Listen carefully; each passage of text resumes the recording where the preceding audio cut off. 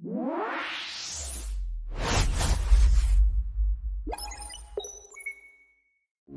قلنا ان داش يو دي اختصار ان انا بعمل زي قناه كده بعرفه الطريق بتاعي هيبقى ازاي طول ما انا شغال على البرانش ده، وبديله طبعا ايه الاوريجن او المعنى صح اليو ار ال الخاص بالروبو بتاعتي، وبديله البرانش بتاعي. تمام. بس لو كنتوا تلاحظوا اللينك ده او معنى صح، لما انا جيت عملت جيت بوش في البدايه وقلت جيت بوش مثلا داش دي، هو عمل حاجه او معنى صح عمل حاجتين. ايه هما؟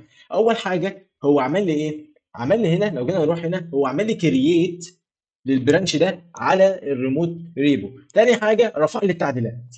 يعني مش شرط اجي هنا مثلا في المنصه واجي اعمل ايه نيو برانش والكلام ده، لا، هو تلقائيا هو ما لقاش ان في اصلا برانش موجود اسمه ايه الديفلوبمنت، فبالتالي عمل حاجتين. الحاجه الاولانيه هو راح كاريت برانش اسمه ديف. لا، ده مش اكتفى بكده، كمان ده رفع له التعديلات وعمل بوش ليها على ايه على الريموت ريبو. يبقى ده اللي عمله ايه الامر ده. طيب هتقول لي يا باشمهندس، طب هو ايه الامر اصلا؟ يمكن احنا نسينا الامر ده اللي هو قلت لك عليه، اللي هو انا عملت جيت بوش داش يو وعملت لك ايه للاوريجين والديف مثلا، اللي احنا في البدايه اللي عرفناه في البدايه، وليكن ان احنا عملناه فين. ده الامر ده لما انا استخدمته في البدايه، انت عرفت ان في هنا برانش موجود على اللوكال ريبو، بس انت ما عرفتش على الريموت ريبو، انت لسه ما عملتش كرييت وربطهم ببعض، لا انت ما عرفتش اصلا ان في حاجه على الريموت ريبو. ومش شرط ان انت تعمل كرييت للبرانش موجود على اللوكال ريبو يبقى انت كده عملت كرييت على الريموت، لا، انت لازم بتعمل ايه هنا وهنا. فالامر ده نعتبر ان هو عمل حاجتين. اول حاجه عمل لك ايه؟ عمل لك كرييت لبرانش على الريموت ريبو. تاني حاجه عمل لك بوش للتشينجز اللي موجوده على اللوكال ريبو ورفعها لك على ايه على الريموت ريبو. تمام، حلو. ندخل في الحاجه اللي بعد كده ونبدا نتكلم عن ايه عن حاجات مهمه تانية. بس قبل ما نبدا نتكلم تعالى نعمل كلير هنا.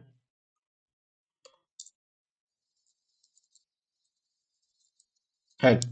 نبدا نتكلم عن حاجه دلوقتي. انا دلوقتي لو جيت عملت هنا جيت برانش، هتقول لي، هقول لك هيعرض ايه؟ تقول لي يا باشمهندس هيعرض الايه البرانشات اللي احنا شغالين عليه. اقول لك كويس جدا. هنيجي نعمل برضو نفس الفكره ونعمل ايه جيت برانش داش ايه. طيب حلو. هنا في حاجه مختلفه. هتقول لي يا باشمهندس ايه هنا اللي حصل هنا؟ هنا حصل حاجه مختلفه قوي. ايه هو اللي حصل؟ هنا عرض لك البرانشز اللي موجوده على الجهاز وحاجات تانية كده جنبها. طب تعالى نفهم ايه هي الحاجات دي. الحاجات دي بتمثل ان هو هنا عمل لك ليست لكل البرانشز اللي موجوده على اللوكال ريبو واللي موجوده على الريموت ريبو. تمام، يبقى جيت برانش داش ايه بيعمل لك ليست للبرانشز اللي موجوده على اللوكال ريبو واللي موجوده على ايه على الريموت ريبو. طيب تعالى نفهم كل حاجه منهم. بس لو جيت تلاحظ، سيبك من الجزء ده اللي انا واقف عليه طبعا، فايه واقف عليه فاعمل لك اللي هو الهيد. تمام. ودي طبعا ظاهره في التحديث الجديد، في قبل ما كانتش موجوده. بس تعال نفهم. بس انت لو جيت تلاحظ كل اسم منهم ليه ايه ليه يعني مثلا لو جينا هنا نبص هنا في الديف او في الديفلوبمنت، ليه ريموت ريبو، ليه برانش في الريموت ريبو، والمين ليها برانش في الريموت ريبو. هل ده معناه ان انا كل ما اعمل برانش هيظهر في الريموت ريبو؟ تعال نشوف. يعني لو جيت هنا وقلت لك اعمل لي ايه، اعمل لي جيت برانش. تمام. وليكن تعال نعمل ايه برانش ونتنقل عليه، وليكن عملنا هنا جيت سويتش. تمام.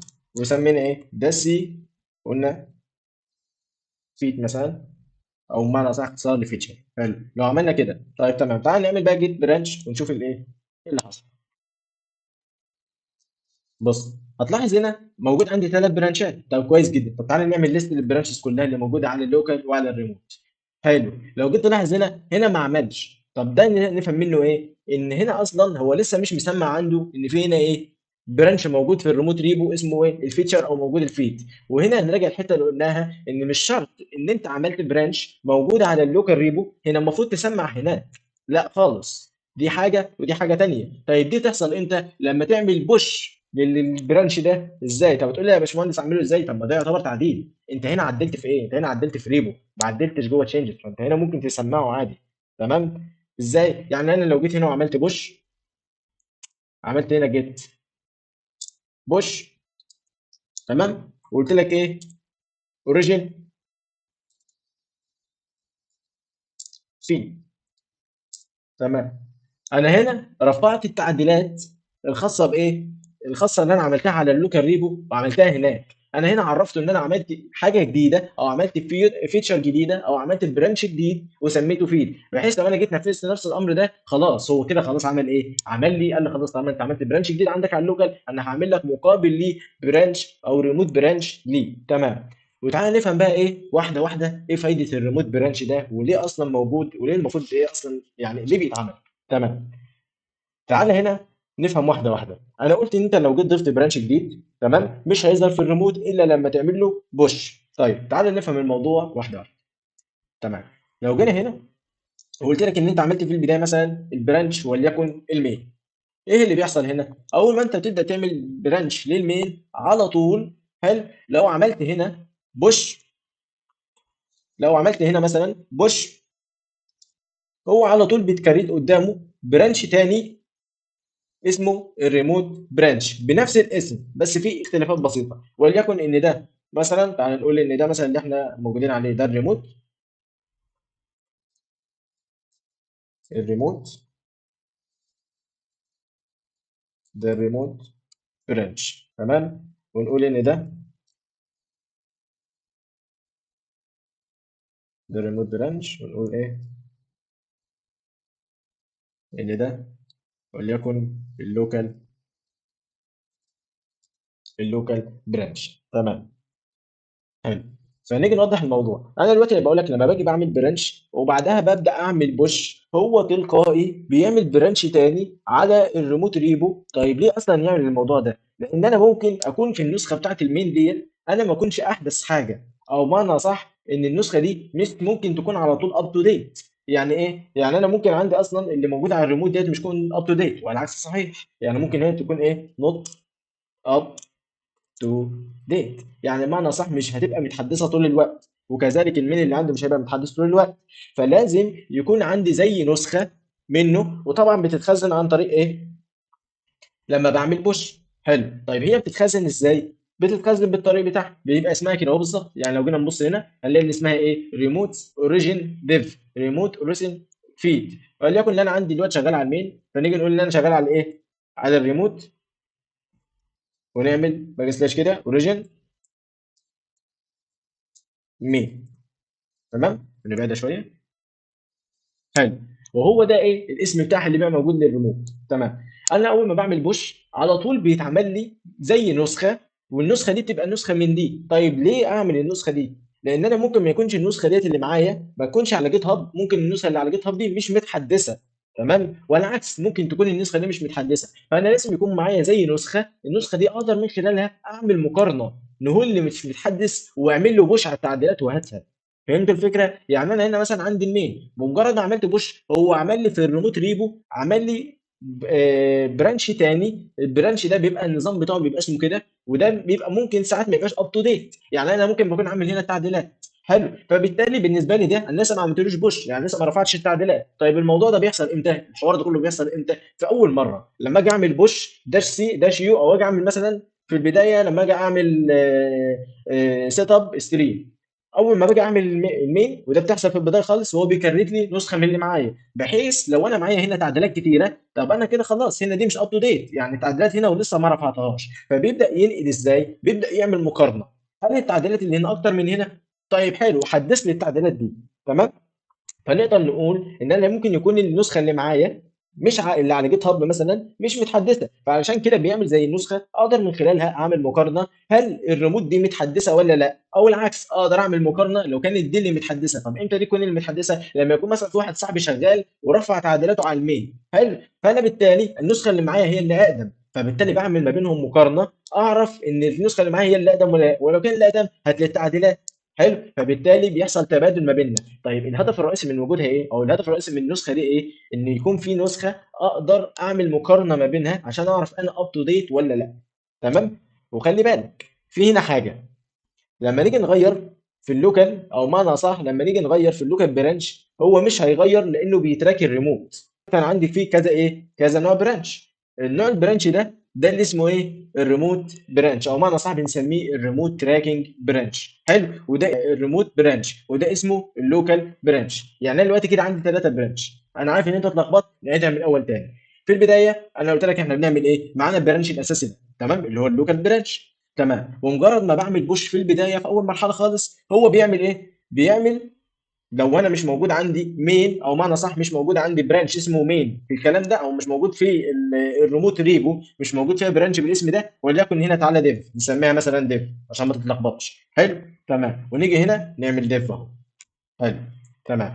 في الديف لما انا جيت اعمل لها كرييت، وفرضا ان انا مش عندي الاسم ده، مش عندي الديف دي موجوده اصلا على المنصه، او مش موجوده فين في الريموت ريبو. حلو. هو هيعمل لها كرييت. تمام. وكمان لما يعمل لها كرييت هيعمل نسخه موجوده معايا، عشان اقدر من خلال النسخه دي اعمل مقارنه. نسخه من مين؟ نسخه من الريموت، مش هيعمل نسخه من ديف، هيعمل نسخه من الريموت وتكون معايا فين؟ لوكال، عشان من خلالها اقدر اعمل مقارنه ما بين اللوكال وما بين النسخه دي اللي اسمها ايه؟ نبدا نتكلم عنها بس نسمي ديف. وقلنا ان البرانش دي بيبقى اسمها ايه؟ اسمها الريموت تراكنج برانش. حلو. يبقى دي اسمها ايه؟ الريموت تراكنج برانش. تمام. وده اسمه ايه؟ اللوكال برانش. والبرانش اللي موجود على الريبو او اللي موجود على المنصه اسمه ايه؟ الريموت ريبو. حلو. فالعمليه بتتم ازاي؟ اول ما بعمل كرييت، او معنى صح اول ما ببدا اعمل برانش على اللوكال واعمل لها بوش في البدايه، هو مش موجوده هيعمل لها كرييت ويعمل لها بوش. طيب لو هي موجوده هيرفع يعمل بوش بس، هيعمل تعديلات. تمام. في البدايه لما بيجي بيعمل اصلا بوش في حاله البوش فقط، يعني مثلا ممكن تكون في حاله المين، انا عندي المين اهوت بتبقى في البدايه حاجه بادئه ديفولت، وعندي المين برضو موجوده فين؟ في الملف. حلو. هل ده معناه ان انا عندي الريموت ريبو او عندي الريموت اللي هي تراكنج؟ لا، الريموت تراكنج بتظهر لما يحصل بوش فقط. لما ابدا اعمل بوش في البدايه بتظهر دي، بس ايه؟ مش بتظهر لما يكون دي موجوده. يعني في حاله المين، المين بتبقى موجوده ديفولت في البدايه كمشروع وانت لسه ما ربطتش. حلو. طيب لما اجي بربط، لما ببدا اجي اربط بقى المشروع، خلاص اول حاجه بعملها ايه؟ بعمل لها بوش. فمجرد ما بعمل بوش، الريموت اوريجين او الريموت تراكنج برانش بتبدا تظهر، وتبقى هي عباره عن نسخه من الريموت برانش، ودي بتبقى موجوده عشان ابدا اقارنها ما بين، ابدا اقارن بيها بالنسبه للوكال برانش، عشان اعرف انا النسخه بتاعتي اب تو ديت ولا لا. تمام. وخلي بالك في الحته بقى اللي انا اتكلمت فيها، لو عدلنا في الريموت برانش تمام بحيث يكون احدث من اللوكال، الموضوع بيختلف شويه. بس تعالى نتكلم في تركايه كده اللي هو ايه؟ لو انا غيرت في اللوكال برانش ده مش هيتغير ليه؟ لان ده بمعنى صح بالاسم كده بيعمل ايه؟ بيعمل ريموت تراكنج. يبقى ده بيحط عينه بس على ايه؟ على التغيرات اللي حصلت هنا بس. تعال ننزل كده من تحت كده، بيحط عينه على التغيرات اللي حصلت هنا مش اكتر. يعني مثلا انا ضفت هنا فيتشر 1 2 3، هل ده هيتغير؟ لا، ده هيتغير امتى؟ لما انا اعمل بوش للتعديلات وتبقى هنا، فبالتالي ده اللي هيتغير. تمام. وبالتالي ده هيتغير برضو لان ده نسخه من ده. فبالتالي لو انا عدلت هنا مش هيتغير. يعني لو انا عدلت في الجزء ده، لو انا عدلت في اللوكال، هو مش هيتغير ليه؟ لانه قلت لك ان هو بيعمل تراكنج للايه؟ للريموت برانش فقط، عشان كده اسمه ايه؟ الريموت تراكنج برانش. تمام لحد كده؟ تمام. طيب حلو. نبدا نتكلم بقى في جزئيه تانيه بقى. تمام.